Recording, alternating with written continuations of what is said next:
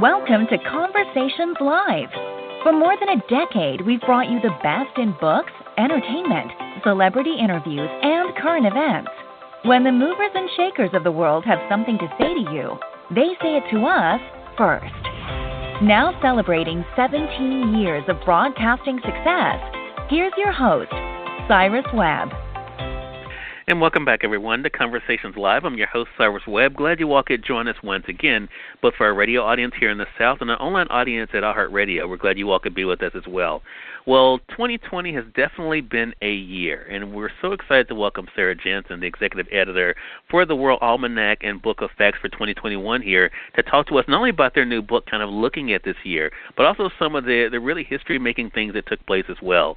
Sarah, thank you so much for the time. Really appreciate it. Thank you so much for having me. Well, Sarah, I have to admit, I'm one of those nerds that every time I get an almanac, I first go to my home state of Mississippi, so I had to go there. And you guys have even though the book just came out, of course, you guys even mentioned our retiring of the Confederate flag that we had this year. So many other great things that are mentioned in here, as well as, of course, the news of the day with COVID-19 and even what's happening with climate change. What has it been like for you, Sarah, to see the way that people have been responding to the World Almanac over the years?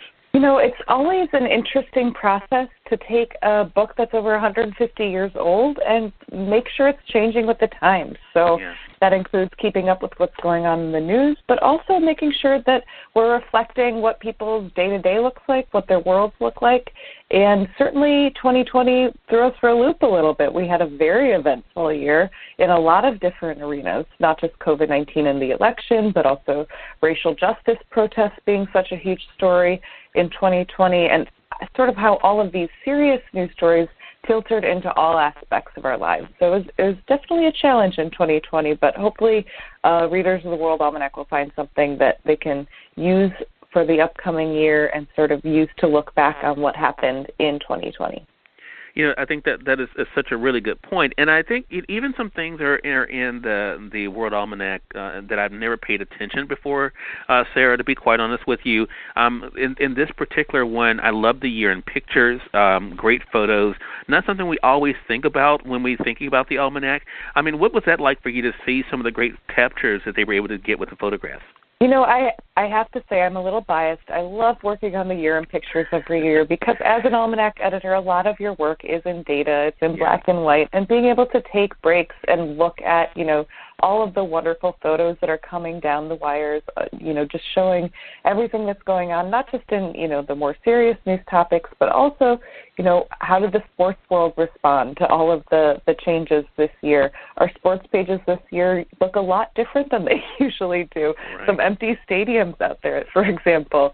So it's always interesting to be able to do that in full color. And one of my favorite parts of that section to work on is actually the farewells section, the obituaries for the year, and just be able to sort of commemorate and honor those who we've lost in the past year and, reflect on that a little bit. I think it's one way to wrap up the year in a way that sort of celebrates life as opposed to just looking at the sadder news topics. Right.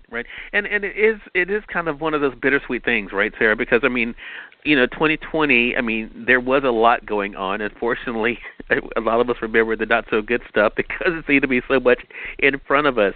But there were things that happened. I mentioned, of course, what happened with our state flag, and even what's been a response from that on the ground. I've been here not quite by total choice, just because of not doing much traveling these days, but to be able to see the way the people are responding there. You mentioned even internationally, we're able to see some of the events. I also love the chronology of events that you guys have in there with the U.S. history.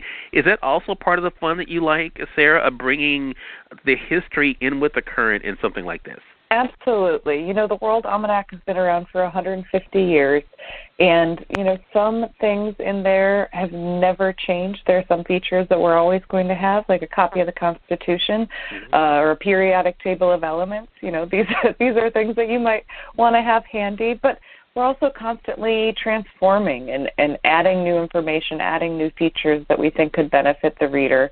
So, for example, with the COVID-19 pandemic, we have a feature on that, but we also have in a bunch of different sections statistics that reflect how it impacted day-to-day life, whether it's, air quality improving in cities that did economic shutdowns because there was so much less traffic, or what remote learning and distance education looked like for students nationwide.